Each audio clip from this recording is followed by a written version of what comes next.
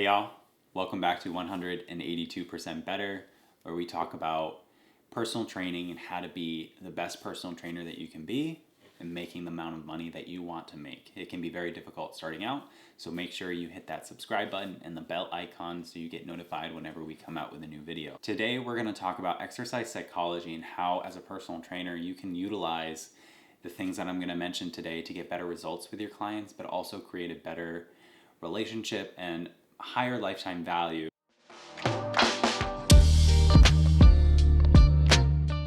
I'm your host, Keegan Hanks, a certified personal trainer for over 8 years and owner of Human Movement Experts here in Austin, Texas. It's a concierge personal training business. So over the last 8 years of me training, I've taken so many different certifications. The one thing that I've noticed is none of these training programs or courses that are dedicated to personal trainers ever really focus on the psychology and how to better communicate and work with your clients and actually get them to do the things that you know are right for them. But if you can't communicate to your client and in some instances trick them into doing the things that are best for them and are going to be healthy for them, then you're not going to get results. So today, it's really just going to be dedicated on how you get your clients to do the things that you know are good for them.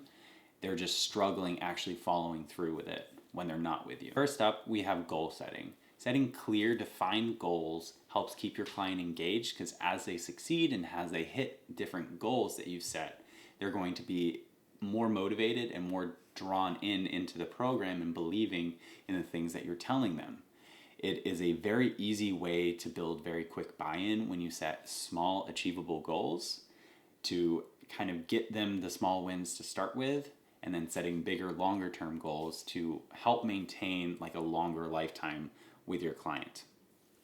When you're setting goals though, make sure they are kind of the pinnacle of goal setting of SMART goals. That's going to help engage the client. So remember, when we're setting SMART goals with our clients, they need to be specific, measurable, achievable, relevant, and time-bound. These are all metrics that you can work with your client to kind of construct specific goals that are going to be easier for them to achieve, but also it gives them a direction and a path forward. The second thing that kind of ties in with the SMART goals is improving motivation and discipline. Motivation and discipline is something that can be kind of a hot topic in a lot of like modern Instagram, and I've seen a lot of people kind of dissuading the use of motivation, and I do agree with that in a certain respect, because motivation is fleeting. You'll have this big push of motivation, especially around New Year's, where clients will come in and they're like, oh, I need to go gung-ho work out every single day in order to achieve my goals. And what I've found higher success in terms of actually keeping clients around is kind of reining that in to start with and setting more achievable long-term focused goals of asking them a question like, what is the bare minimum of sessions that you can do in a week that you would be able to maintain in your busiest week when life is absolutely crazy, kids being nuts, bunch of sports practices, work's going crazy. What is the bare minimum that they can maintain in situations like that?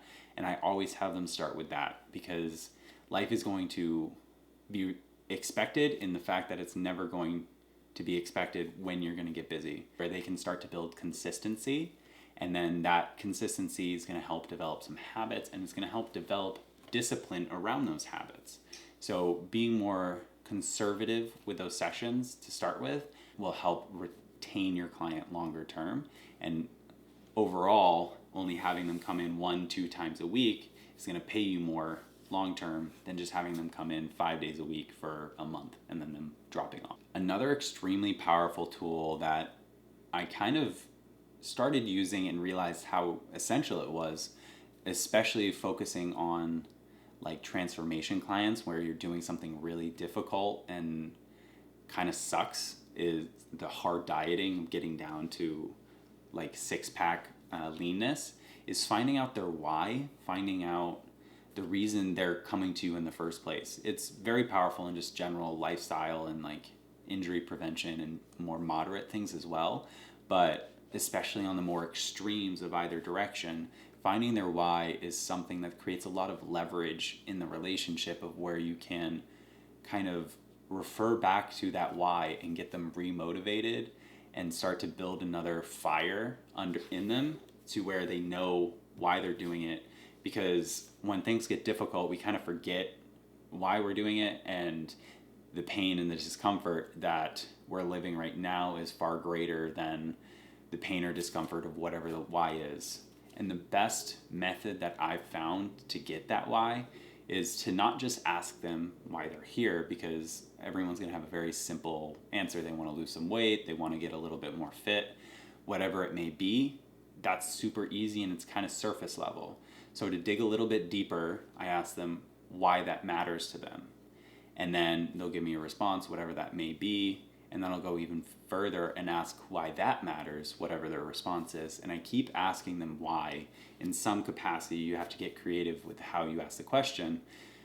But asking that why, I typically go like 4 or 5 times. And usually you'll know you found that real why once they start to get a little bit more emotional with the response. So I've had clients, they want to lose some weight, and I'll ask them why they want to lose weight. And they're like, oh, I just don't feel that good. Like, life is getting a little bit more difficult.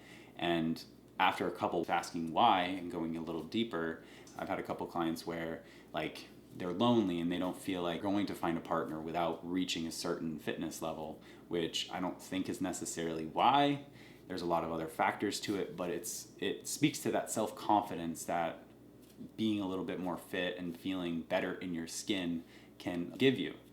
So digging a little bit deeper with that why is something that's going to provide you some leverage to really bring your client back into the fold and give them some more motivation later on. Next thing I want to mention is helping develop a little bit of self-efficacy with your client.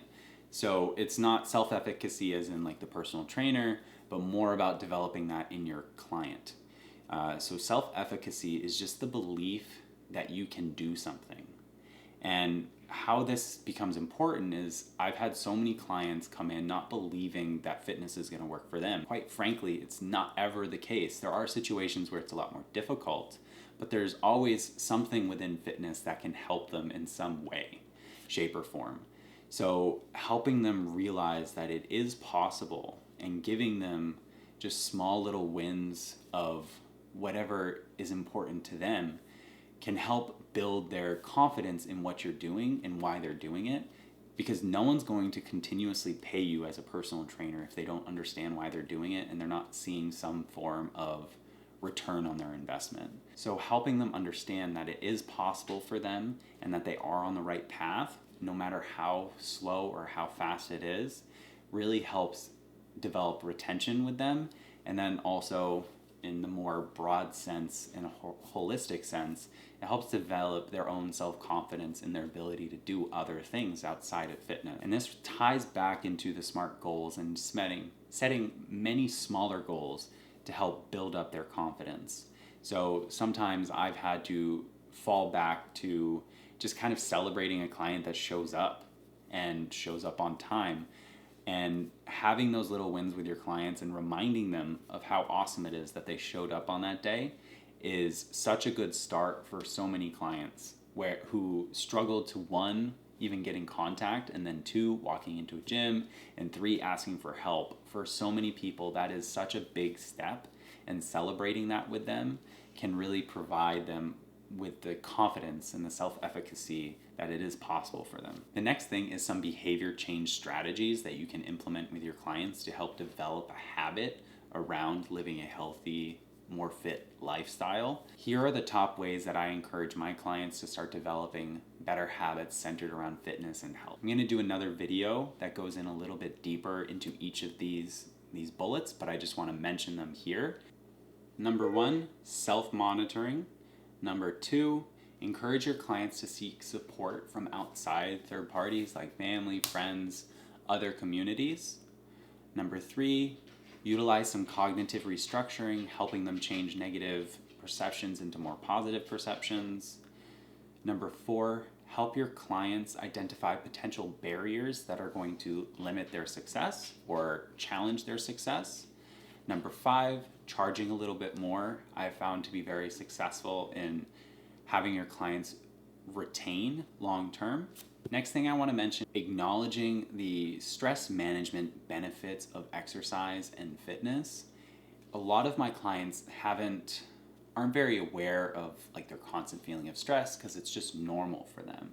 And when they're starting a new fitness journey, kind of reminding them to think of be more cognizant and being more aware of their day and how they're feeling throughout the day can help them kind of connect and associate fitness and their journey with a more positive light instead of thinking of it only as the hour a day that they're feeling pain or suffering or tired, and associating it with the decrease of stress throughout the rest of the day and the feeling of just like better well-being throughout the day. I found a great success in retaining clients and having them being more engaged in the fitness session. Similarly, mindset of fitness is really crucial to having your client being engaged with you in the session. So you want to encourage them to view challenges as opportunities for learning and opportunities for growth, and not allowing them to kind of get too in their head about failures or struggles or challenges that they're having in the gym. A lot of my clients, I work with balance with them, and they're older, so their balance is really key to make sure that they're staying vertical and they're not falling down and hurting themselves and breaking bones. But obviously it's very challenging for them, and that's why we're working on it. So changing that perspective, having them think of exercise as training, they're getting better at something, they're learning a new skill, and associating it with that new skill instead of them just getting frustrated that they can't do a certain thing. I like to associate it with learning a new task at work. Like, you've never done this before, so you can't expect you're going to be good. And that's the same instance with fitness.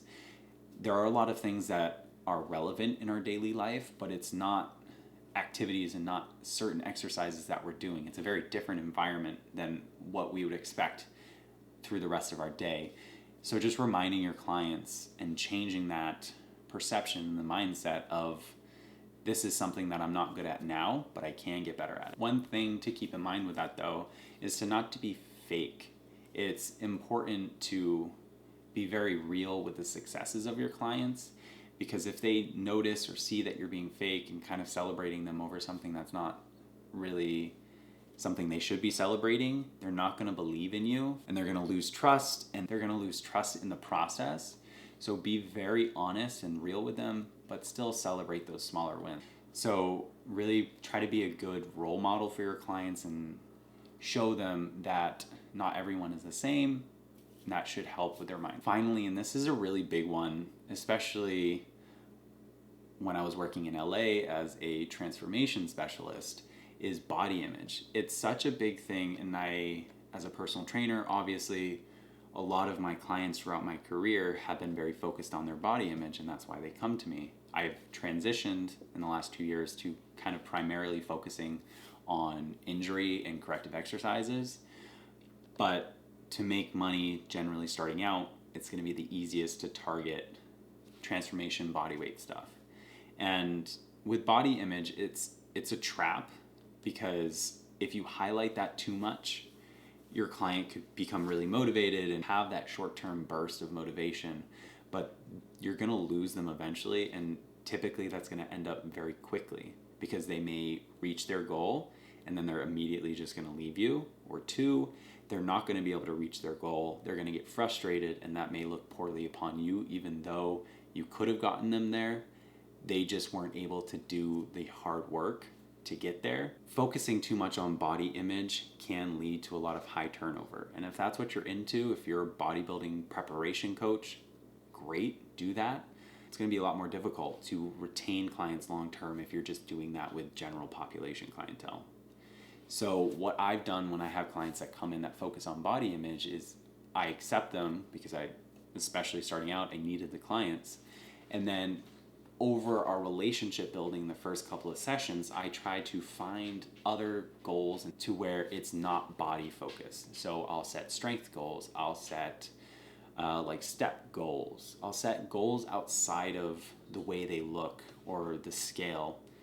Find something that works for them. Sometimes it can be learning a new exercise. Getting creative and trying to find new ways and asking questions on how you can get your client to kind of retreat from focusing purely on body image and finding these other things that are going to motivate them forward. So that is exercise psychology and the way that I utilize it in training in a nutshell. Remember, a fit body begins with having a fit mind and encouraging that within your clients. So a big portion of my education now is learning more about psychology. Get a little creative, ask questions, be inquisitive with your clients, and that's going to help you engage them. It's going to improve your retention. It's going to improve your results. It's just going to make you feel more fulfilled at your job, make a good living while you do it. I hope you guys enjoyed that video. Make sure you hit the like button, and I will see you guys in the next one.